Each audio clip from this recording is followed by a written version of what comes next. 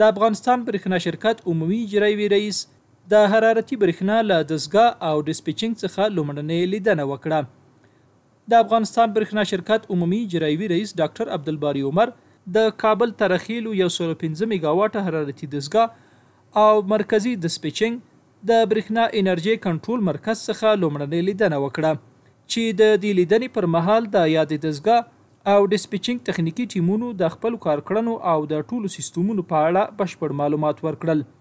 د برېښنا انرژي کنټرول مرکز کارکونکو د افغانستان برېښنا شرکت عمومي اجرایوي رئیس سره د خپل لاسته راوړنو ترڅنګ خپل شته ستونزې هم شریکې کړي چې ښاغلي عمر یې کارکړنې او زیارونه وستایل او مننه یې ترې وکړه او د هر اړخیزې همکارۍ بشپړ ډاډ یې ورکړ. نو نن چې دغه ساحه ما ولیدله خوشحاله شوم. ماشاءالله د سیستم مو ډېر ښه ساتلی ده او هلته ډسپیچینګ سیستم مو سې ولیده، د جنریټرونو مو سې ولیدله. الله تاسو ته خیر درکړي، یقینا د تقدیر وړ او انشاءالله تاسو به موږ او تاسو به یو بل ته لاس ورکوو، په ګډه به د کښتۍ تر ساحله پورې رسو، خدمت به کوو.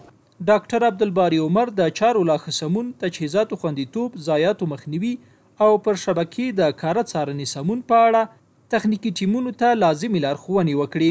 د لیدنه کې د افغانستان برېښنا شرکت اجرایوي رئیس سره د برېښنا عملیاتي رئیس انجینیر صفی الله احمدزي هم ملتیا کوله.